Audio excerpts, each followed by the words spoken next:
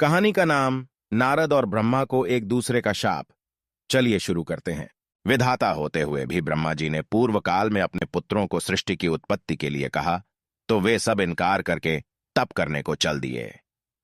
पुत्रों के इस व्यवहार पर ब्रह्मा जी को इतना क्रोध आया कि उनका मस्तक ब्रह्म तेज से जलने लगा, जिससे 11 रुद्र उत्पन्न हुए, जिनमें से एक का नाम कालाग्नि रुद्र है। यह रुद्र सृष्टि का संहार करने वाला है। ब्रह्मा जी ने पुनः सृष्टि रची।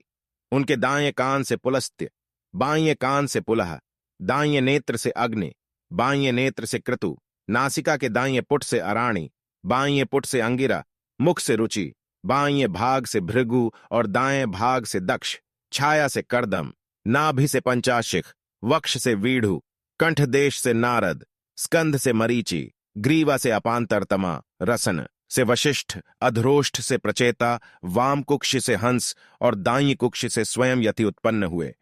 ब्रह्मा जी ने इन सब पुत्रों को सृष्टि उत्पत्ति का आदेश दिया, जिसे सुनकर नारद जी बोले, हे पितामह, आपने हमसे ज्येष्ठ सनकादि को विवाह करके सृष्टि उत्पन्न करने के लिए विवश क्यों नहीं किया? आप स्वयं समर्थ होते हुए भी तप में क्यों प्रवृत्त हो रहे हैं?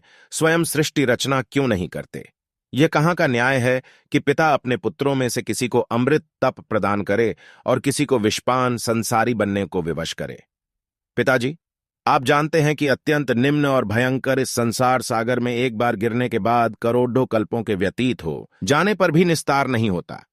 सभी कष्टों, संकटों, बाधाओं तथा आपत्तियों से निस्तार का एकमात्र एवं अमोघ, कभी व्यर्थ न जाने वाला उपाय कृपा निधान पुरुषोत्तम श्री नारायण की भक्ति एवं उनकी शरणागति है। श्री कृष्ण के चरणाविंद में अमृत से भी अधिक मधुर एवं सुखद अनुराग को छोड़कर संसार के विषयों के विनाशक विष का कौन मूर्ख सेवन करना चाहेगा?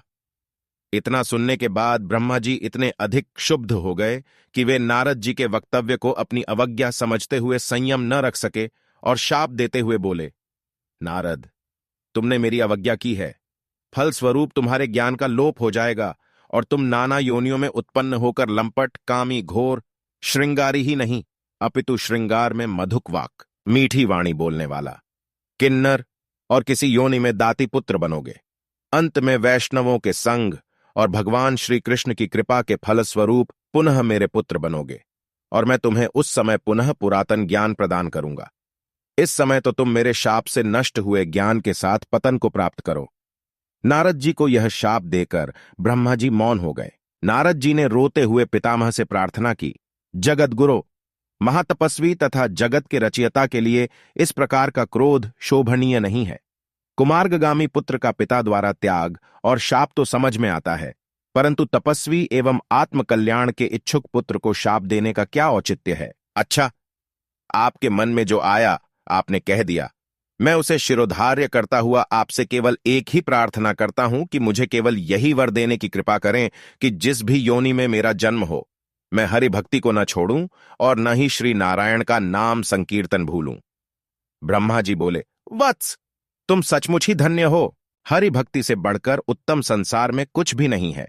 इस भारतवर्ष में सबसे हीन योनि शूकर योनि है। जिस भी व्यक्ति को जाति अभिमान हो जाता है वह शूकर योनि में उत्पन्न होता है। इस योनि में भी हरि भक्ति करने वाला जीवन गोलोक को प्राप्त कर लेता है। वास्तव में श्री कृष्ण के चरणारविंदों में भक्ति न करा सकने वाले पिता, गुरु, स्वामी तथा सखा आदि सब कुत्सित एवं त्याज्य हैं। नारद जी बोले, हे चतुरानन, आपने मुझे अकारण की शाप दिया है। शास्त्रकारों ने पाताल को दंडित करने की व्यवस्था की है, अतः मैं भी आपको शाप देता हूं कि 3 कल्पों तक आप अपूज्य बने रहेंगे। 3 कल्प व्यतीत होने जाने के उपरांत ही आपका विश्व में पूजन होगा। यह कहकर नारद जी शांत हो गए। ब्रह्मा जी के इसी शाप के चलते नारद जी को गंधर्व और दासी पुत्र आदि के रूप में अनेक योनियों में उत्पन्न होना पड़ी डिढ़ा। इन योनियों से मुक्त होने पर उन्हें पुनः नारद के रूप में जन्म और पिता से ज्ञान प्राप्त हुआ।